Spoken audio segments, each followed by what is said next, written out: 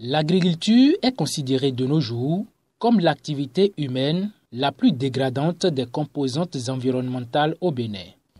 C'est dans cette optique qu'est né, en septembre 2014, le projet d'adaptation de l'agriculture au changement climatique, en abrégé PACC. Une des composantes du programme agriculture de la coopération bénino-allemande avec pour objectif l'accompagnement des principaux acteurs dans l'adaptation de l'agriculture au changement climatique par des mesures de gestion améliorée et durable des ressources naturelles, notamment des eaux pluviales et des sols dans 3 communes les plus vulnérables sélectionnées à titre pilote dans le nord du Bénin. À Kopargo, M. Samba Soumaïla utilise une technologie d'irrigation très perfectionnée sur son exploitation. Nous avons opéré un système d'irrigation qui s'appelle micro-G, qui nous permet de faire l'irrigation sans gaspillage d'eau. À l'aide de la motopompe, ce système peut tirer la source d'eau à partir d'un puits, d'un forage ou d'une prise d'eau officielle. L'avantage de ce nouveau système d'irrigation lui permet d'utiliser 2 litres de carburant pour un demi-hectare de superficie au lieu de 12 litres par le passé. Signalons qu'aujourd'hui, que ce système ne lui prend que 2 heures de temps au lieu de 4 jours par le passé pour la même superficie. Nous devons garantir aujourd'hui notre survie, notre développement en pensant aux générations futures. Parce que si nous n'avons pas de bonnes pratiques aujourd'hui, vous pouvez être certain que demain, les générations qui viendront, nos enfants, nos petits-enfants, souffriront. L'une des principales priorités d'avenir consistera à trouver des solutions pour accroître la production tout en utilisant moins d'eau.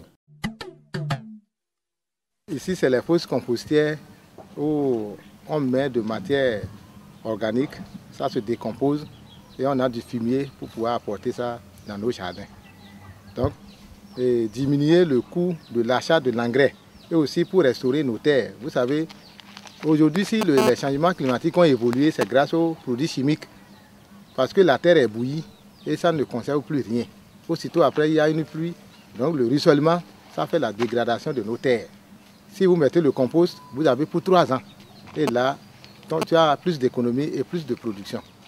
Le rendement est meilleur. Le compost, une solution économique et non polluante pour fertiliser les champs. On a épandu de la cendre et on a versé de l'eau. Après ça, on a mis une couche de paille. Après les pailles, on a mis la bouse de vache. Nous avons encore complété de la cendre. Quand on décortique le riz, donc le son là, nous avions ramassé. On a encore mis de la cendre et on a continué. Après ça, il y a les branchages que vous voyez là. Nous avons mis les branchages là, plus la bouse de vache. On a encore saupoudré de la cendre. Au lieu que nos parents achètent chaque année de l'engrais, on les apprend à faire du compost et comme ça, ça les fait de bénéfices. On peut penser dans les pentes un peu plus fortes, des petites diguettes anti-érosives qui évitent que le sol qui est donc fertile part dans le milieu et que ça aussi a toujours le même effet. Ça stocke l'eau devant les petites banquettes pour que l'eau, l'humidité dans le sol reste plus longtemps. Une des activités agricoles les plus importantes consiste à développer les techniques traditionnelles de protection des sols. Parmi ces méthodes, on peut citer le zaï, qui consiste à creuser des trous et à les remplir de matière organique séchée, de façon à permettre la formation de poches d'eau qui favorisent la croissance des plantes à racines profondes, l'installation de barrières d'herbe ou de pierres autour des cultures afin de les protéger de l'érosion du sol. À Kopargo, M. Samba Soumaïla nous fait découvrir sa production maraîchère associée au papayer. En saison sèche, nous utilisons de l'eau et en même temps la papaye en profite et les plants de piment aussi en profitent, rien ne gêne.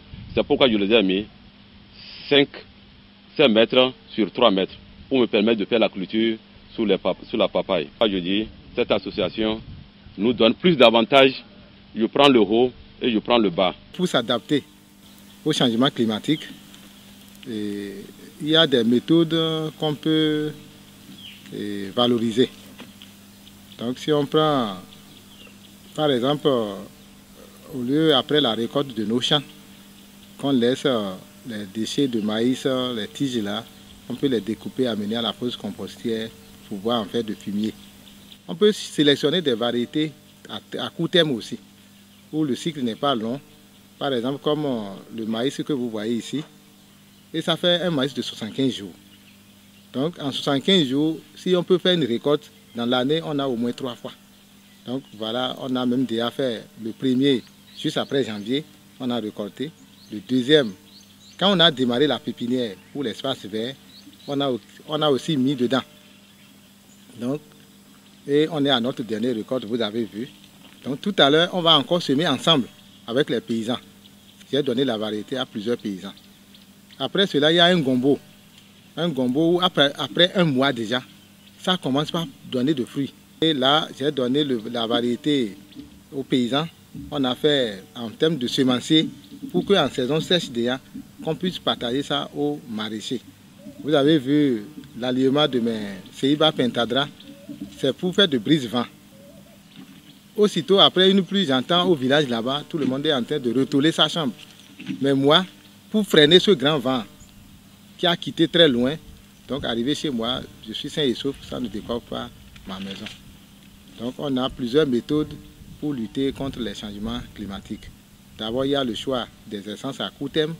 Après, il y a la fertilisation, la gestion intégrée des terres. Et aussi, on a la gestion intégrée de l'eau, où on va creuser des trous, comme vous voyez derrière. On met les sachets en plastique.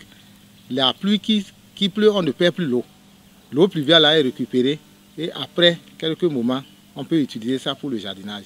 Donc, c'est des méthodes et des techniques pratiques qu'on a appris au Mali quand on a été en visite d'échange grâce à PACC.